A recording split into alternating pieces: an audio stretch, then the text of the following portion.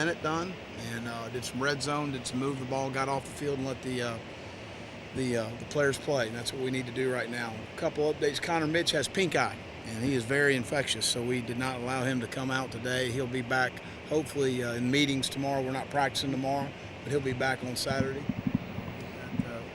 Cleared up, and Jalen Christian and I met, and he's going to transfer. Jalen's got some things at home that he needs to handle, and he and I had a long talk on Tuesday about those situations, and very personal to him, and I certainly respect that and respect his decision, and I'm going to try and help him. He's a great young man. We didn't want him to leave, but unfortunately things happen sometimes, and I really appreciate how he's handling the situation. He's handled like a man would, and but I'm just proud of him, and we're going to do everything we can do to help him transfer and get to a place closer to home, because that's where he needs to be at this time. So, disappointed for us in South Carolina, but at the end of the day, it's about the student athlete. April 9th is a spring game again.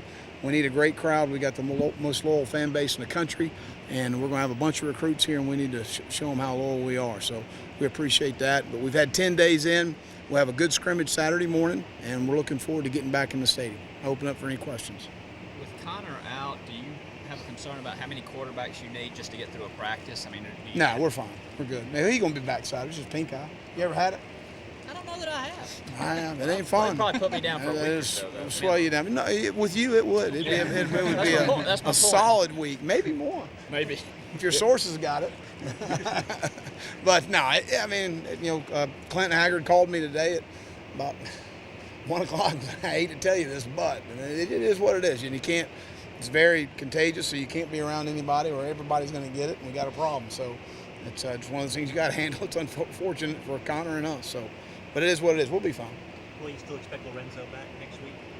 Yes. Yeah. Sure do. Go ahead. TJ Smith surgery go okay? Yeah, it was outstanding. Good. Drops, wide receiver drops. Yeah, we got to get that cleaned up. We had some opportunities there in 1 minute to get the ball moving.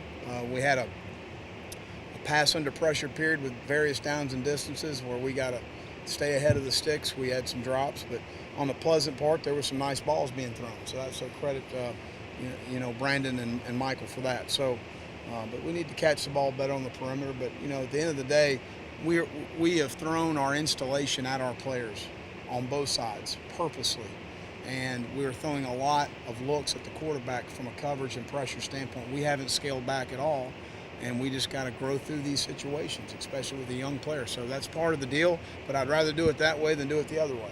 And so we've got to be able to teach them at an accelerated pace. I told the players at the end of practice, we have a sign in front of our locker room that says, prepared players seldom make bad decisions. Unprepared players often make bad decisions.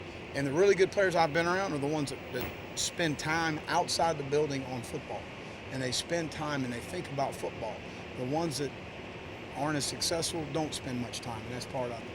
Jamari Smith looked like he had a decent day. Yeah, he did. Called an over route from the slot. He has natural hands, and he's got some playmaking ability, and we need some help at the position, so he's going to play there. How did you assess your tight ends to this point? Very pleased with KC and Hayden and Kyle. Coming along well. KC gives us a lot of variety as Hayden does too, because both guys can stretch the field. They both can block at the point of attack, and they can give you issues on how do you count them defensively, or do you count them as a tight end, or do you count them as a wide out?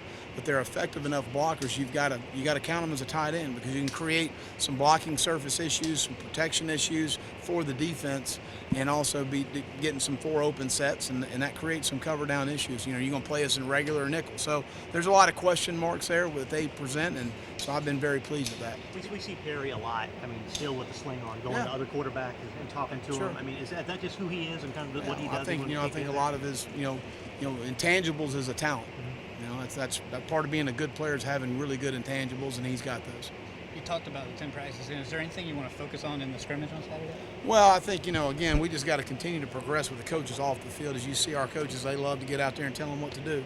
On game day, you can't do that. So it's not about what they know. It's about what our players know. And so we got to keep driving that home as much as anything for our players, because a player gets in a comfort level when a coach is telling him every snap how to align, where his eyes are supposed to be, and that's not the way the game's played. So we're going to get off the field Saturday as best we can.